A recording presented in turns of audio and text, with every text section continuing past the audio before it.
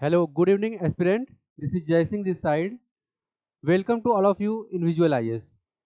Visual IS के YouTube platform पे मैं जय सिंह आप सभी का स्वागत करता हूं। पिछले क्लास में हमने हाल ही में संपन्न हुए यूपीपीसीएस जीएस पेपर 1 के कुछ क्वेश्चन को डिस्कस किया था। उसी चर्चा को हम आगे बढ़ाएंगे कि क्वेश्चन के नेचर किस प्रकार थे और क्या क्या पॉइंट यूज करते हुए आप अपने आंसर को अच्छा कर सकते हो। क्योंकि ये क्लास जो है आपको एक आइडियाज देता है, एक जनरल आइडिया देता है, जिसमें आप हमारे द्वारा यूज किए गए हमारे मॉडल आंसर का यूज करते हुए कुछ पॉइंट एक्सट्रैक्ट करके अपने आंसर में पुटअप कर सकते हो और अपने आंसर को अच्छे से बना सकते हो, उसको अच्छे से प्रेजेंट कर सकते हो। क्वेश्चन के डिमांड के अकॉर्डिंग आपकी जो तारतम्यता है, आपकी जो कंटिन्यूटी है, चाहे वह आप आलेख फॉर्म में लिख रहे हो या पॉइंट फॉर्म में लिख रहे हो, आप हमसे जो है चीज़ों को एक्सेप्ट कर सकते हैं, ले सकते हैं।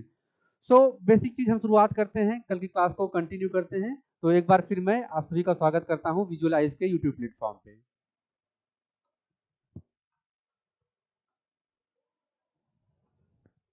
चूंकि हमने स्टार्टिंग के कुछ क्वेश्चन पे चर्चा कर लिया था, उसको हम आगे कंटिन्यू करेंगे, जिसमें हमने वैदिक साहित्य के जो परिचय है उसके बारे में बात किया था। आधुनिक शिक्षा में सर सैयद अहमद खान की जो भूमिका है उस पर टिप्पणी की थी। हमने नेक्स्ट क्वेश्चन पे चर्चा किया कि स्वतंत्रता प्राप्ति के उपरांत भारत के एकीकरण में सरदार पटेल की भूमिका की विवेचना कीजिए। इस पर हमने डिटेल से बात की थी। फिर क्षेत्रवाद में भारत के विकास में किस प्रकार से क्षेत्रवाद बाधाएं उत्पन्न करता है, उससे संबंधित चर्चाएं हमने की, जिसमें हमने जो सोशल एक्सेप्टेंस है, क्षेत्रवाद जो कि एक सीमित क्षेत्र के विकास की बात करता है, वह अपनत्व के भाव को उभारने की कोशिश करता है, तो इस पर हमने चर्चा किया था। हमने बेरोजगारी भारत में व्याप्त निर्धनता का एकमात्र कारण है, इस क्वेश्चन को चर्चा किया था। और साथ ही हमने भारत में महिलाओं के प्रति अपराध में वृद्धि हो रही है, इस पर जो बेसिक पॉइंट थे, उसके रीजन क्या क्या हैं, उसको हमने डिस्कस किया था।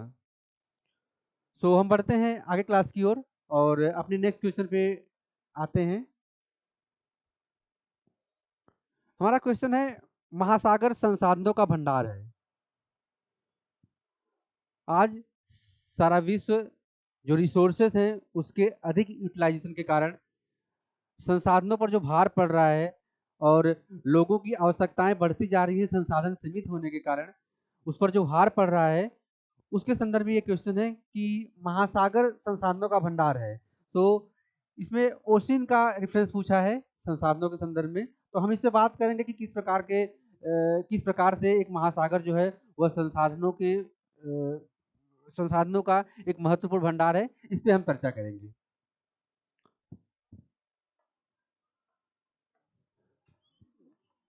चूंकि हम मॉडल आंसर पे चर्चा कर रहे हैं, तो फिर आप पॉइंट वाइज जो है चीजों को नोट डाउन कर सकते हो।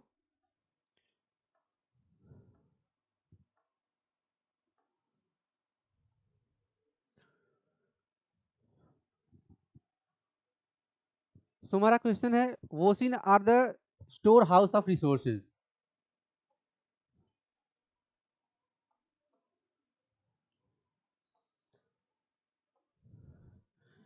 जिसमें हम देखते हैं कि जो महासागर है वह पूरे विश्व का लगभग 70% जो भाग है वह जल से आच्छादित है।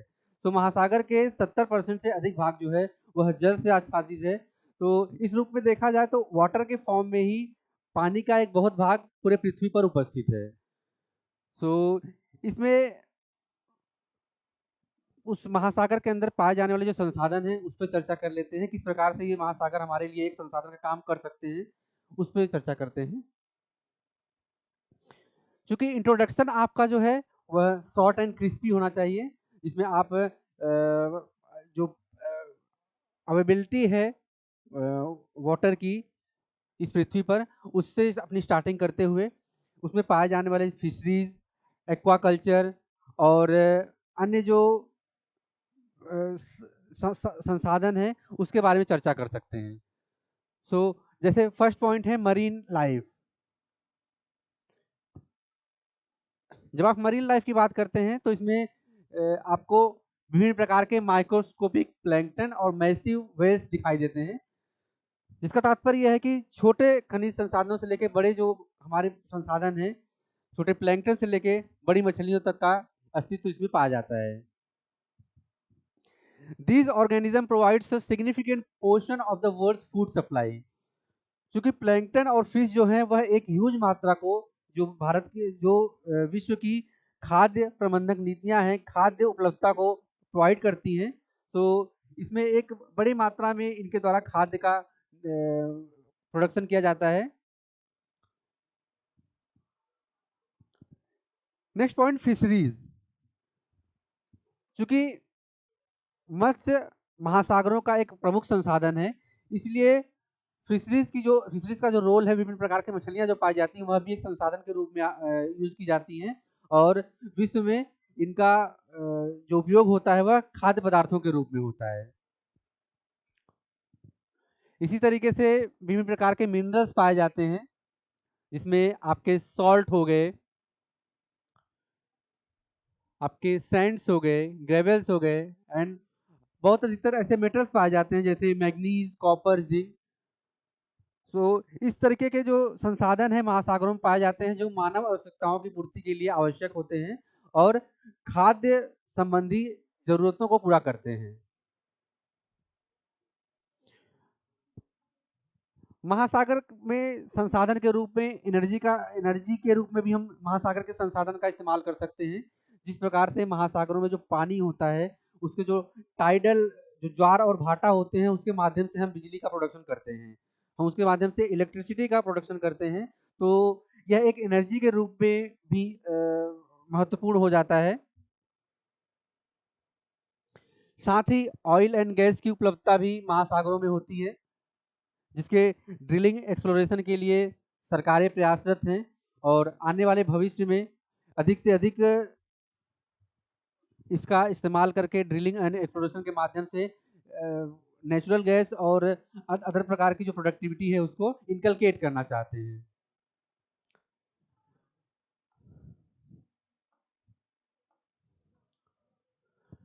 महासागर के संसाधनों में देखें तो महासागर से हमें मेडिसिनल रिसोर्स भी प्राप्त होते हैं, जिसमें आप जो विभिन्न तरह के माइक्रो ऑर्गेनिज्म होते हैं, विभिन्न प्रकार के जीव जंतु होते हैं, उनको एक्सट्रैक्ट करके बायोटेक्नोलॉजी के माध्यम से उनका उपयोग दवाइयों के निर्माण में मेडिसिनल पर्पस के लिए किया जाता है। महासागरों से हम फ्रेश वाटर भी प्राप्त कर सकते हैं, क्योंकि महासागर जो है वह उसमें जो पानी होता है वह लवणी होता है, वह नमकीन होता है, तो डायरेक्ट उसका कंजप्शन नहीं किया जा सकता। विभिन्न प्रकार की तकनीकियां मौजूद हैं जिसके माध्यम से डीसैलिनाइजेशन करके, विलवणीकरण करके या फिर जो natural process of cloud making होता है, क्लाउड फॉर्मेशन होता है, जिसमें समुद्र का पानी हल्के-हल्के वाष्पीकरण के माध्यम से, इवेपोरेशन के माध्यम से ऊपर बादलों में जाता है और वह वर्षा के रूप में प्राप्त होता है, जिससे हमें शुद्ध पानी की प्राप्ति होती है। तो ओशियन जो है वह फ्रेश वाटर को भी हमें प्रदान करता है। इसके अलावा महासागरीय संसाधन का इस्तेमाल हम ट्रांसपोर्टेशन के रूप में कर सकते हैं, क्योंकि यह शिपिंग रूट्स का काम करता है। विभिन्न प्रकार के जो रूट्स हैं, विभिन्न प्रकार के जो ट्रांसपोर्टेशन माध्यम है, उसमें ओशियन से जो ट्रांसपोर्टेशन होता है वह अन्य की अपेक्षा कम लागत आती है। इस वजह से यह लागत इफेक्टिव है ट्रांसपोर्टेशन के लिए। विश्व में एक देश से दूसरे देश तक माल की आवाजाही अधिकतर समुद्र के रास्ते से होती है। तो ट्रांसपोर्टेशन के रूप में भी यह जो होता है लेस कॉस्ट इफेक्टिव होता है ये। तो इस तरीके से हम इसे भी एक संसाधन के रूप में इस्तेमाल कर सकते हैं। अदर पॉइंट में हम देखें तो यह टूरिज्म एंड रिक्रिएशनल अपॉर्चुनिटीज को भी प्रोवाइड करता है, जिसमें जो संसाधन होते हैं समुद्र के, ओशियन के, वह टूरिज्म के रूप में, और शौकिया तौर पे जो स्कीइंग होती है, जो बोटिंग होती है, वह भी एक तरह से संसाधन का काम करते हैं, जिससे हमें रेवेन्यू जनरेट होता है। इसके अलावा बायोडायवर्सिटी एंड इकोसिस्टम सर्विस जो हैं, वह भी काफ़ी महत्वपूर्ण हो जाते हैं, क्योंकि बायोडायवर्सिटी जो है, वह एक पर्टिकुलर क्षेत्र में वहाँ पाए जाने वाले जीव-जंतुओं, पेड़-पौधों और अन्य बॉडीज़ को रिप्रेजेंट करता है। इसीलिए ये सारी जो पॉइंट है, वह एक संसाधन के रूप में काम करते हैं। बायोडायवर्सिटी हमारे समुद्री संसाधन के लिए एक महत्वपूर्ण भाग है। सो इस प्रकार से हमने जिस पॉइंट पे चर्चा किया, उसमें आपने देखा कि मरीन लाइफ ऑफ वाटर जो होता है, मरीन लाइफ ऑफ ओशियन जो है, उसमें प्राप्त की जाने वाली मछलियाँ जो हैं, साथ ही उसमें प्राप्त जो मिनरल्स होते हैं, एनर्जी के रूप में भी ओशियन संसाधन का इस्तेमाल किया जाता है। इसके अलावा oil and gas, medicinal resource, fresh water, transportation and जो बायोडायवर्सिटी एंड इकोसिस्टम सर्विस होती है, वह भी महासागर के माध्यमों से, समुद्र के माध्यम से हमें प्राप्त होती है, जिसका इस्तेमाल हम एक संसाधन के रूप में करते हुए लॉन्ग टर्म तक मानव अस्तित्व को उसकी आवश्यकताओं की पूर्ति कर सकते हैं। तो ये हमारा मेन पॉइंट था। ओशियंस जो है वो हमारे लिए रिसोर्स होते हैं। इसका कंक्लूजन में आप इन सारी जो हमने पॉइंट को डिस्कस किया, उसको मेंशन करते हुए इसके वैल्यू एडिशन का काम कर सकते हो आप। तो इससे आपका जो आंसर है वो कंक्रीट होगा, और जो एक एग्जाम चेकर है वह काफ़ी प्रभावित होगा आपके इस पॉइंट से। सो बढ़ते हैं नेक्स्ट क्वेश्चन की तरफ।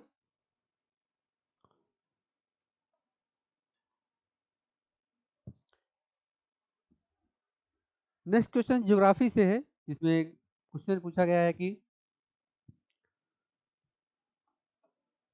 soil profile plays an important role in agriculture. Do you agree?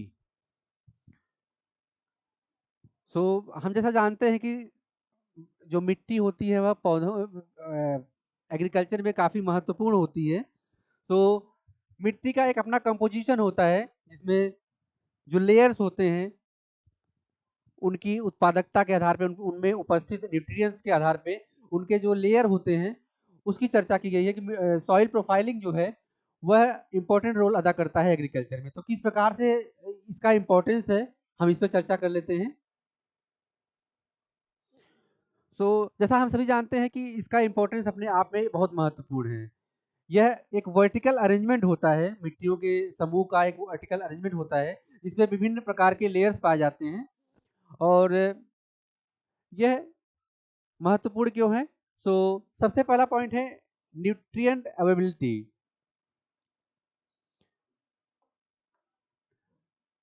Nutrient availability, जिसमें डिफरेंट जो हॉरिजन्स होते हैं, वह विभिन्न प्रकार से अपने जो खनिज होते हैं, अपने जो टॉप सॉइल होता है, और जिस प्रकार से लेवल नीचे चला जाता है, तो जो न्यूट्रिशन की मात्रा है वो कम होती जाती है। तो इसीलिए कहा जाता है कि जब हम फसल उत्पादन करते हैं, जो टॉप सॉइल होता है उसकी भूमिका महत्वपूर्ण हो जाती है। तो इसे टॉप सॉइल हॉरिजन ए, जिसमें एसेंशियल न्यूट्रिशन पाया जाता है, जैसे नाइट्रोजन हो गया, फास्फोरस हो गया, पोटेशियम हो गया। ये सारी चीज़ें जो हैं वह टॉप सॉइल ए में पाई जाती हैं, जो फसलों के उत्पादन में महत्वपूर्ण भूमिका अदा करती हैं।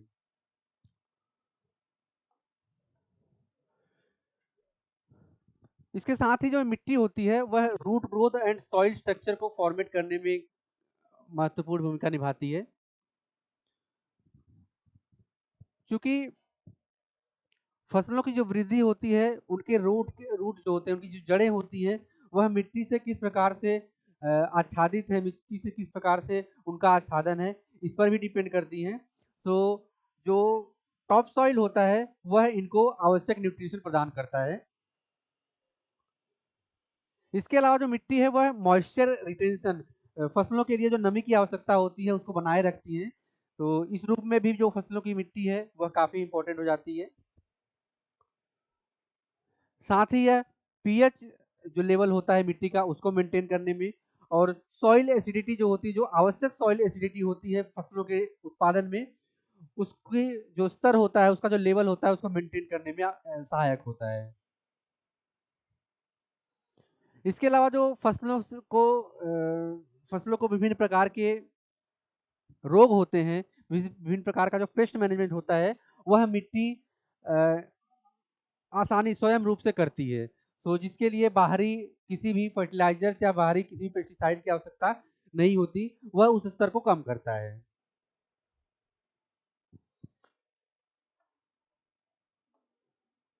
मिट्टी की जो एक और आवश्यक भूमिका है, वह क्रॉप सिलेक्शन में किस प्रकार की मिट्टी में किस प्रकार के फसल की उत्पादकता ज़्यादा होगी, यह भी महत्वपूर्ण होती है।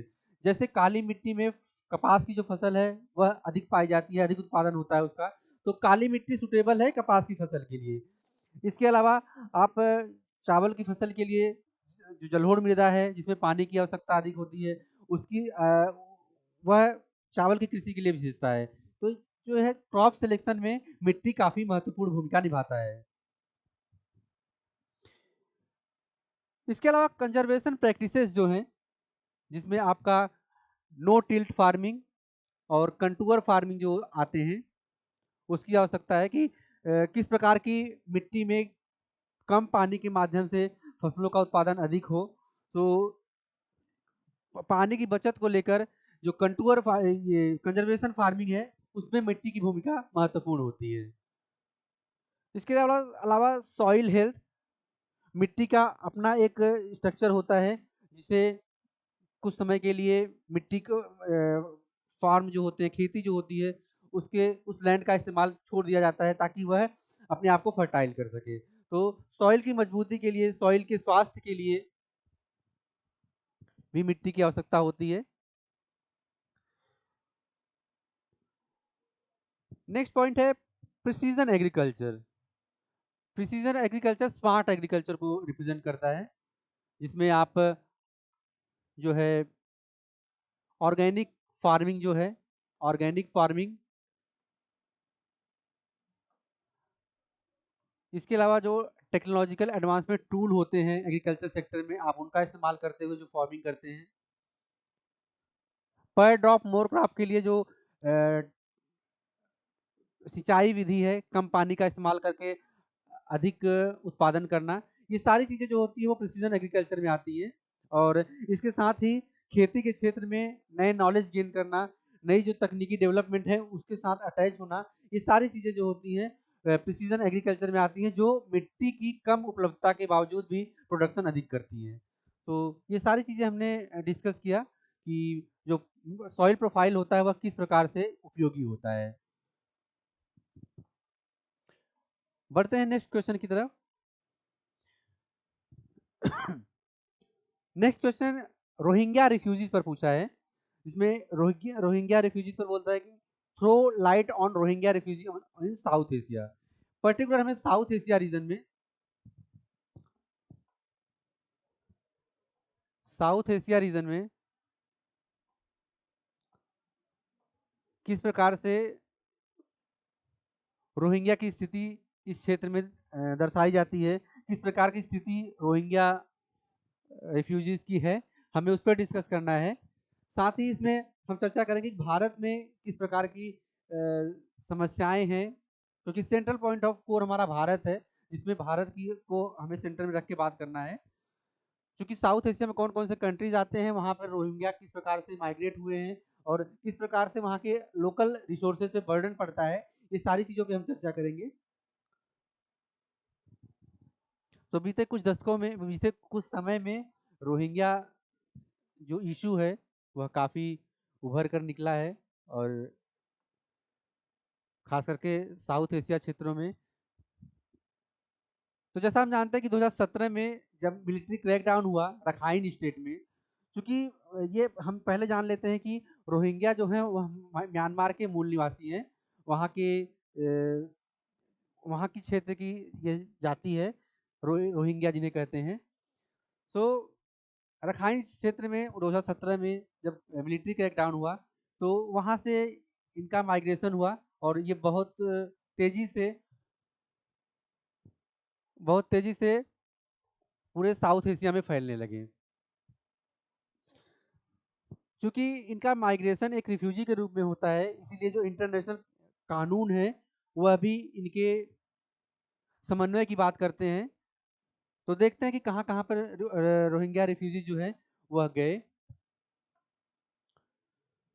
साउथ एशिया में पहला जो देश है, वह बांग्लादेश की चर्चा है यहाँ पे। बांग्लादेश को आप मेंशन कर सकते हैं। बांग्लादेश का जो कोक्स बाज़ार है, वहाँ पर इनका माइग्रेशन काफ़ी देखा गया।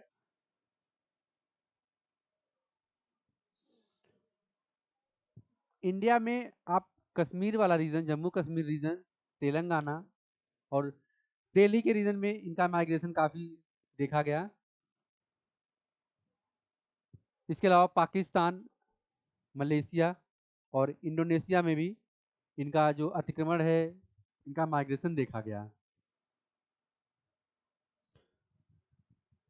क्योंकि समस्या सबसे बड़ी ये है कि जब कोई भी बाहरी निवासी एक बड़े रिफ्यूजीज के रूप में किसी देश में जाता है, तो वहाँ के जो लोकल रिसोर्सेज हैं, लोकल जो संसाधन है, उस पर दबाव पड़ता है।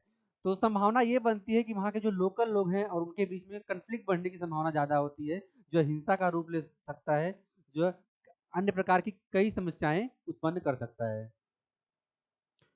चैलेंजेस एंड कंसर्न देख लेते हैं कि इनके माइग्रेशन से क्या चैलेंजेस आते हैं। सो सबसे बड़ा चैलेंज जो है वो इनएडिक्वेट लिविंग कंडीशन होता है, क्योंकि यह माइग्रेट होके उस क्षेत्र में आए होते हैं, तो इनके लिए जो रहने की व्यवस्था होती है, वह बहुत पुअर होती है, इनएडिक्वेट होती है। Limited access to health care, स्वास्थ्य तक अच्छी पहुंच नहीं होती, एजुकेशन अच्छा नहीं हो पाता। सो इससे जो उनके शोषण की और ट्रैफिकिंग की जो समस्या है, वह तेज हो जाती है, वह काफी बड़ी हो जाती है।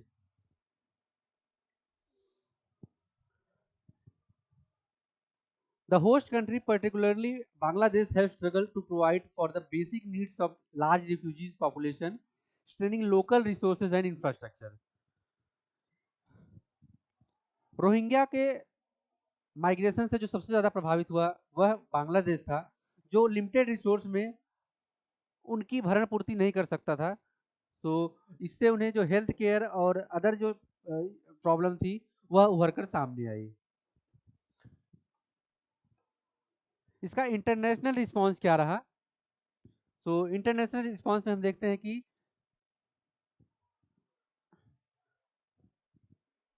इसने अटेंशन गेन किया, अटेंशन एंड कंडेमनेशन प्राप्त किया वैश्विक देशों से। विभिन्न देश या विभिन्न संस्थाएं और विभिन्न एनजीओ जो हैं, उन्होंने ह्यूमैनिटेरियन असिस्टेंस प्रोवाइड किया रोहिंग्या रिफ्यूजीज को, और उनकी अकाउंटेबिलिटी, उनकी सुरक्षा और उनके न्याय के लिए जो इंटरनेशनल फोरम है, उन्होंने आवाज उठाई कि उनके अधिकार को उन्हें दिए जाएं और उनके उनके मूल देश में उनको स्थापित किया जाए। तो इस तरह से हमने देखा कि किस प्रकार से जो मेजर समस्याएं उत्पन्न होती हैं, और खास करके रोहिंग्या के संदर्भ में हमने देखा कि जब कोई भी माइग्रेशन करके रिफ्यूजीज आते हैं किसी भी स्टेट में, तो वहाँ पर किस प्रकार के बर्डन उत्पन्न होते हैं, किस प्रकार के कॉन्फ्लिक्ट उत्पन्न होते हैं। तो आप इन समस्याओं की चर्चा करते हुए भारत के पॉइंट ऑफ व्यू से, भारत में समस्याएं वही same, poor infrastructure of health, education, आप इसको मेंशन कर सकते हो। इसके अलावा जो लोकल रिसोर्सेज हैं, उन पर दबाव बढ़ता है तो कॉन्फ्लिक्ट बढ़ता है, जॉब प्रॉपर नहीं होते, इनएडिक्वेट लिविंग फैसिलिटी होती है। तो ये सारी चीज़ों को आप मेंशन करते हुए अपना आंसर लिख सकते हैं। कंक्लूजन में इसको आप जो इनके माइग्रेशन से ह्यूमैनिटेरियन समस्याएं आती हैं, आप उसको मेंशन कर सकते हो, उसको लिख सकते हो।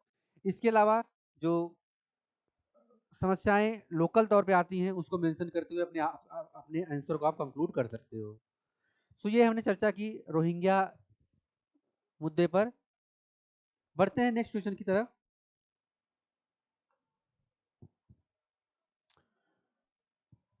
नेक्स्ट क्वेश्चन जो है वह 9 नंबर चैनल की बात करता है। अब ये 9 नंबर चैनल जो है वह सामान्य रूप से यह 9 डिग्री चैनल की बात कर रहा है।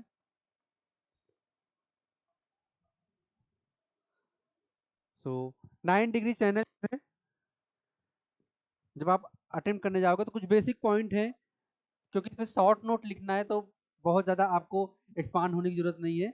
जो बेसिक पॉइंट है उस पे आप चर्चा कर सकते हैं। जैसे 9 डिग्री चैनल पे इसका ज्योग्राफिकल लोकेशन आप देख सकते हो कि इसका ज्योग्राफिकल लोकेशन क्या है।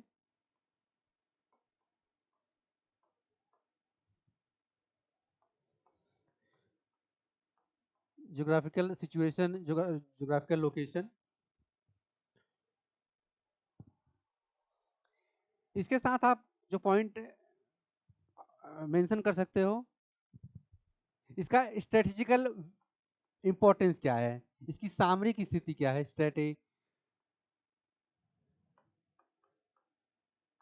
इसकी स्ट्रेटेजिकल सिचुएशन या इंपॉर्टेंस।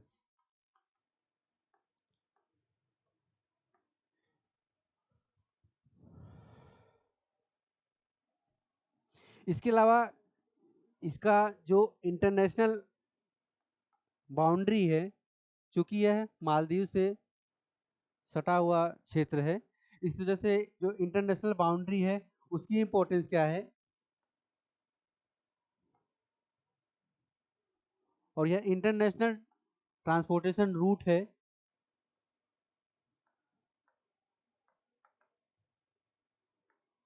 इंटरनेशनल ट्रांसपोर्टेशन रूट है, जहां से बड़ी संख्या में शिप्स की आवाजाही होती है, और वह भारत के स्ट्रेटेजिक पॉइंट से किस प्रकार से इसका इंपॉर्टेंस है।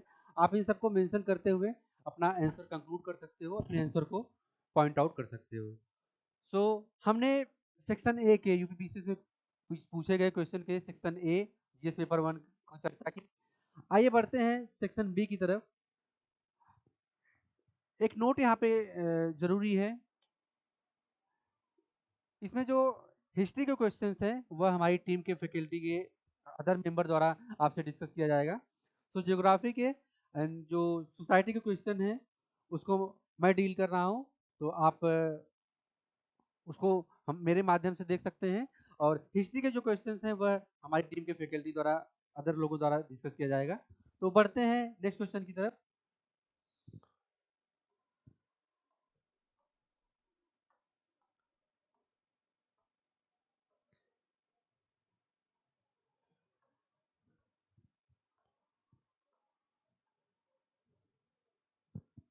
क्वेश्चन नंबर 11 है, describe the architectural feature of the temple of नागर स्टाइल। तो ये एंशियंट कल्चर का क्वेश्चन है, यह हमारी टीम के द्वारा डिस्कस किया जाएगा आपसे। बढ़ते हैं नेक्स्ट क्वेश्चन की तरफ। Underline ideological dimension of the uprising of 1857। तो यह भी मॉडर्न इंडिया का क्वेश्चन है, यह भी अदर फैकल्टी द्वारा आपसे डिस्कस कर लिया जाएगा।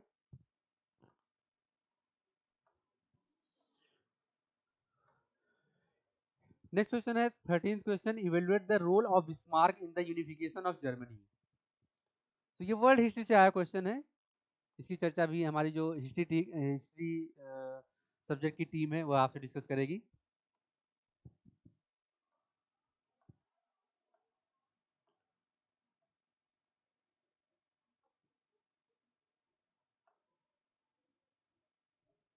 क्वेश्चन नंबर 14 है,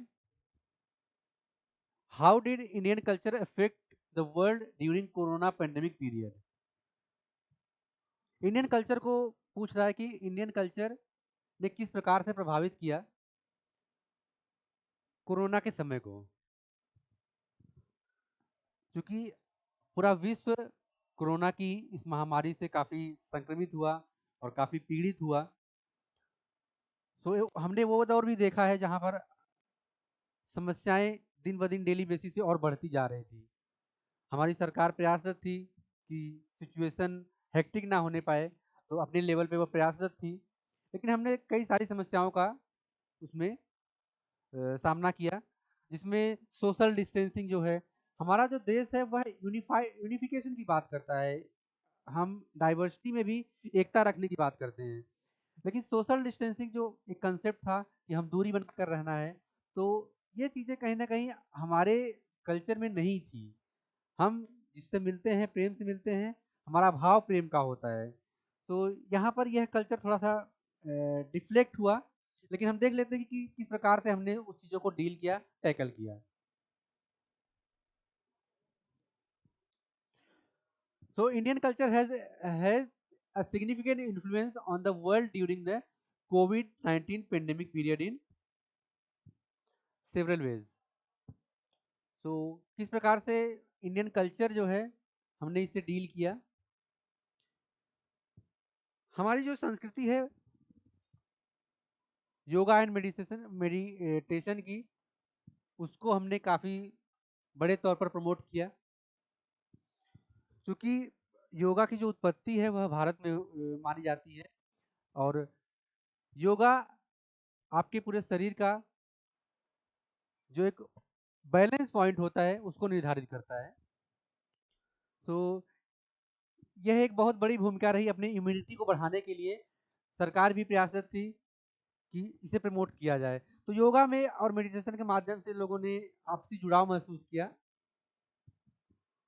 जिससे आपका जो स्ट्रेस लेवल है वह इम्प्रूव होता था और मेंटल एंड फिजिकल जो हेल्थ था वह इम्प्रूव होता था।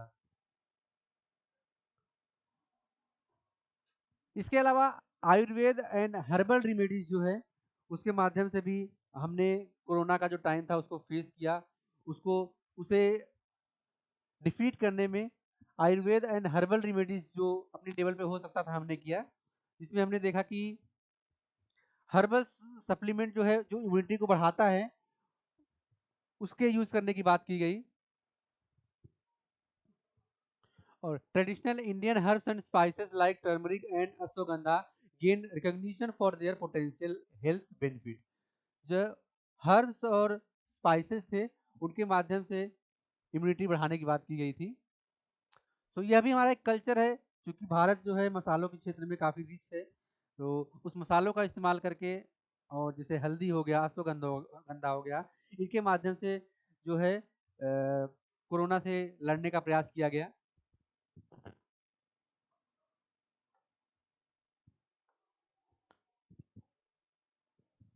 ट्रेडिशनल इंडियन कुकिंग, क्योंकि कोरोना का जो पीरियड था वह आपसी इंटरेक्शन को समाप्त करता था, आपसी इंटरेक्शन को डिस्टेंसिंग के रूप में देखता था। सो इंडियन कुजिन जो आपके rich flavours and diverse vegetarian option थे, उसके माध्यम से अपनी इम्यूनिटी बढ़ाने के लिए विभिन्न संस्थाओं और सरकार ने अपील किया। इंडियन डायस्पोरा किस प्रकार से पेंडेमिक में उभर कर सामने आई और पूरे भारतीय क्षेत्र को कोरोना से लड़ने में मदद की, उस पर देख लेते हैं। The Indian diaspora played a crucial role during the pandemic. Indian professional in health care, technology and various industries made significant contribution to global effort to combat COVID-19. Indian doctors, nurses, and researchers were the forefront of healthcare responses in many countries. क्योंकि पूरा विश्व corona से प्रभावित था, तो यहाँ के डॉक्टरों ने, यहाँ के नर्सेज ने, यहाँ के जो रिसर्चर थे, उन्होंने आगे बढ़कर हेल्थ केयर के क्षेत्र में नए सारे रिसर्च करके और एक मानवीय अस्तित्व को बचाने का काम किया। कल्चरल एक्सचेंजेस ऑनलाइन, इसमें हम देखते हैं कि किस प्रकार से हमने, चूंकि गैदरिंग जो थी वो प्रोहिबिटेड थी, वह सख्त मनाही थी। आप हजारों की भीड़ एक जगह नहीं लगा सकते थे, इसलिए जो कल्चरल रिप्रेजेंटेशन हुआ वह ऑनलाइन हुआ। विभिन्न प्रकार के कैमरा सेट किए गए और एक लिमिटेड क्षेत्र में उसे ऑनलाइन पब्लिश किया गया, जिसके माध्यम से लोगों ने अपने कल्चर को सेलिब्रेट किया, कल्चर को प्रमोट किया।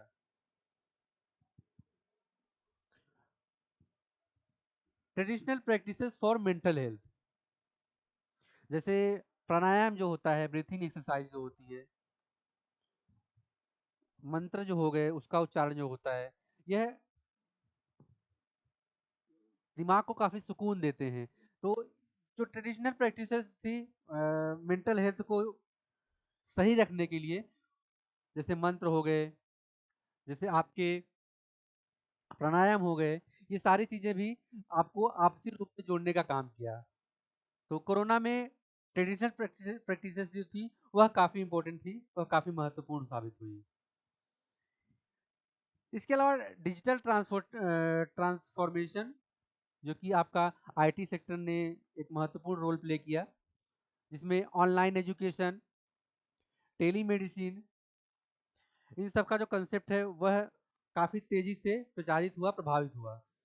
चूँकि स्कूलों में बच्चों की छुट्टियाँ थी और कोरोना के कारण सारे स्कूल बंद कर दिए गए थे, तो ऑनलाइन एजुकेशन ने बच्चों की शिक्षा को बिना प्रभावित किए उन्हें अपने जो ईयरली करिकुलम होता है उसको पेश किया, उसमें कोई बाधा उत्पन्न नहीं होने दी। सो इस प्रकार से हमने देखा कि किस प्रकार से जो भारतीय कल्चर है और आधुनिक तकनीक के साथ तारतम्यता बनाते हुए हमने कोरोना जो पेंडेमिक का सिचुएशन था उसको फेस किया। सो आप अपने कल्चरल वैल्यू को रिप्रेजेंट करते हुए और किस प्रकार से हमने अपने भारतीय पकवानों के माध्यम से ट्रेडिशनल हर्ब्स जो थे और मेडिसिनल यूजेस थे जो थे उसके माध्यम से योगा और प्राणायाम के माध्यम से हमने अपने कल्चर के को प्रमोट किया और कोरोना से लड़ने में सक्षम हुए। तो आप इन सब पॉइंट के साथ अपने आंसर को कंक्लूड कर सकते हो, जिससे आपका आंसर काफी कंक्रीट फॉर्म होगा। बढ़ते हैं नेक्स्ट क्वेश्चन की तरफ।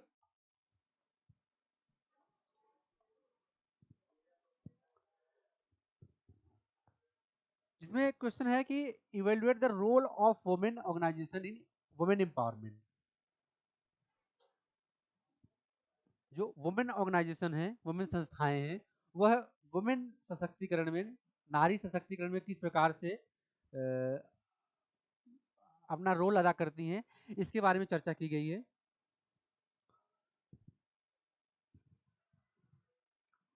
तो हम देखते हैं कि इसके पॉजिटिव कंट्रीब्यूशन क्या है। सबसे बड़ी चीज ये है कि वर्तमान दौर चूंकि ऑनलाइन का दौर है और समय दर समय विभिन्न संस्थाओं ने महिलाओं के हक की बात की, उनके अधिकार की बात की और उनके सशक्तिकरण में, चाहे जो जॉब में उनकी अपॉर्चुनिटी को लेकर हो, उन्हें उनके अधिकारों से लेकर हो, सारी चीज़ों पर विभिन्न संस्थाओं ने समय दर समय बातें की और उसका इफेक्ट ये देखने को मिलता है कि आज एक महिला जो है वह पुरुष के साथ कंधे से कंधा मिलाकर चलती है। तो हम देखते हैं कि क्या संस्थाओं का रोल रहा, जिसमें जो पॉजिटिव कंट्रीब्यूशन है, एडवोकेसी फॉर वुमेन्स राइट्स। जो संस्था है उन्होंने महिलाओं के अधिकार की वकालत की, जिसमें जेंडर इक्वलिटी और वुमेन्स राइट की बात महत्वपूर्ण थी। क्योंकि हर समय और हर दौर में जेंडर इक्वलिटी नहीं रही है और महिलाओं को पुरुषों से कमतर आंका गया है, इसीलिए ये संस्थाएं हर समय वुमेन्स राइट्स और जेंडर इक्वलिटी को प्रमोट करती हैं। The raise awareness about the gender-based discrimination, violence and inequalities and lobby for policy changes to address these issues। जो उनके साथ मतभेद होता है, उनके साथ डिस्क्रिमिनेशन होता है, उनके साथ जो हिंसा होती है और जो उन्हें इनइक्वालिटी की भावना से देखा जाता है, उनको समानता नहीं दी जाती, इन सब चर्चाओं पर, इन सब मुद्दों पर संस्थाओं ने अपनी बात उठाई। इसके अलावा कम्युनिटी एंगेजमेंट, विभिन्न संस्थाओं ने महिलाओं के लिए उनके संरक्षण को लेकर, जॉब अपॉर्चुनिटी को लेकर उन्होंने कम्युनिटी एंगेजमेंट दिखाया, जिससे महिलाओं की जो भागीदारी है, चाहे वह डिसीजन मेकिंग में, वह महत्वपूर्ण हुई, वह उभर कर सामने आई।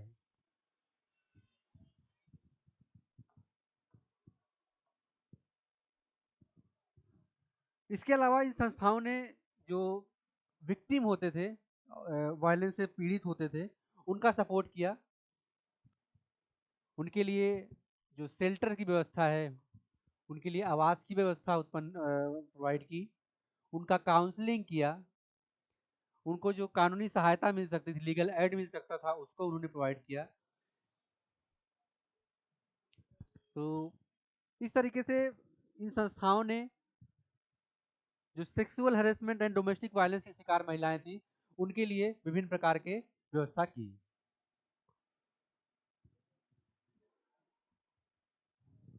इकोनॉमिक एम्पावरमेंट जो होता है वह काफी महत्वपूर्ण होता है। इस पितृसत्तात्मक समाज में जब तक महिलाओं को उनके इकोनॉमिक राइट्स नहीं मिलेंगे, तब तक उनके साथ उनके लिए जो भी कदम उठाए जा रहे हैं वह बेमानी होगी, इस रूप में, क्योंकि इकोनॉमिक सक्षमता जो होती है वह आपके डिसीजन मेकिंग में, आपके वर्किंग कल्चर को प्रमोट करती है, डिसीजन मेकिंग को स्ट्रॉन्ग करती है। सो इन संस्थाओं ने इकोनॉमिक एम्पावरमेंट के माध्यम से भी उनके एम्पावरमेंट को बढ़ाने का काम किया, जिसमें micro finance opportunities, vocational training और एंटरप्रेन्योरशिप प्रोग्राम को देखा जा सकता है। इन प्रोग्राम के माध्यम से महिलाओं ने फाइनेंशियल इंडिपेंडेंस और अपना जो लाइवलीहुड था, जो रहन सहन था, दिनचर्या था, उसको मजबूत किया। इसके अलावा हेल्थ एंड रिप्रोडक्टिव राइट्स, उनकी जो स्वास्थ्य और जननांकीय अधिकार होते हैं, उसके संदर्भ में इस संस्थाओं ने काफी पॉजिटिव वर्क किया।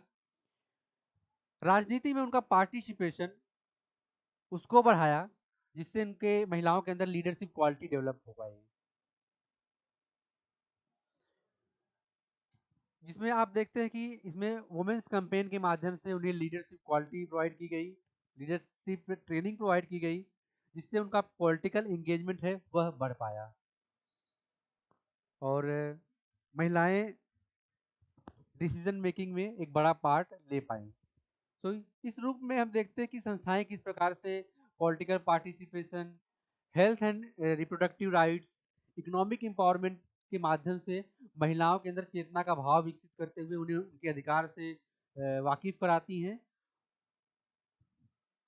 इसके अलावा एजुकेशन और लिटरेसी, क्योंकि एजुकेशन जो है वह अपने अधिकार को जानने का बहुत बड़ा माध्यम है, तो एजुकेशन में उनका पार्टिसिपेशन एक बड़े रूप में करना संस्थाओं ने ये किया। और डाटा और रिसर्च कलेक्शन के माध्यम से इन्होंने दिखाया कि किस प्रकार से एक जो डिस्क्रिमिनेटेड सेक्शन है ऑफ वुमेन का, उनके लिए आवाज उठाई जानी चाहिए, उनके लिए काम किया जाना चाहिए। तो उन्होंने एक target based research and data collection किया, जिसमें उन्होंने ये सारी पॉइंट को उठाया और उनके प्रोग्रेस की बात की। इसमें चैलेंजेस एंड क्रिटिक्स क्या है, इसको देख लेते हैं। चैलेंजेस में सबसे पहला चैलेंज है रिसोर्स कंस्ट्रेंट्स, क्योंकि जो ग्रास रूट ग्रुप्स होते हैं वह अधिकतर फाइनेंशियल और रिसोर्सेज लिमिटेशन के माध्यम, फाइनेंशियल एंड रिसोर्सेज लिमिटेशन की वजह से वह अपने काम को आगे नहीं बढ़ा पाते। तो लार्ज स्केल में जो ये प्रोग्राम होता है वह फेल होता दिखाई पड़ता है।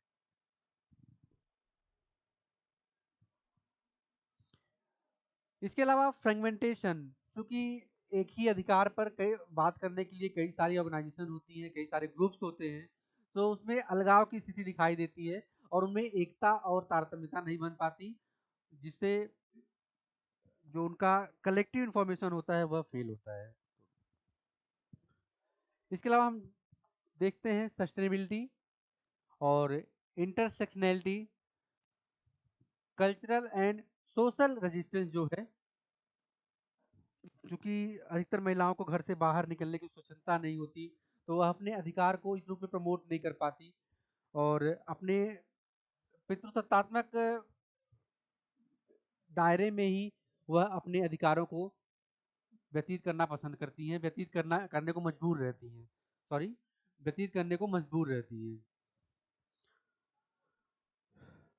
कुछ कानून और नियम जो है उनका इम्प्लीमेंटेशन उस रूप में नहीं हो पाता, जिससे उन्हें उनके अधिकार से वंचित होना पड़ता है। तो ये सारे पॉइंट हैं जिन्हें हमने देखा कि ऑर्गेनाइजेशनल एम्पावरमेंट तो है, लेकिन वह लिमिटेड क्षेत्र, लिमिटेड महिलाओं तक है। उसका एक ह्यूज जो सेक्शनल ऑफ बेनिफिशियरी है, वह नहीं है। तो आप इन सब चीज़ों के माध्यम से जो इन सब पॉइंट के माध्यम से अपने आंसर को कंक्लूड कर सकते हो और एक अच्छा आंसर प्रेजेंट कर सकते हो।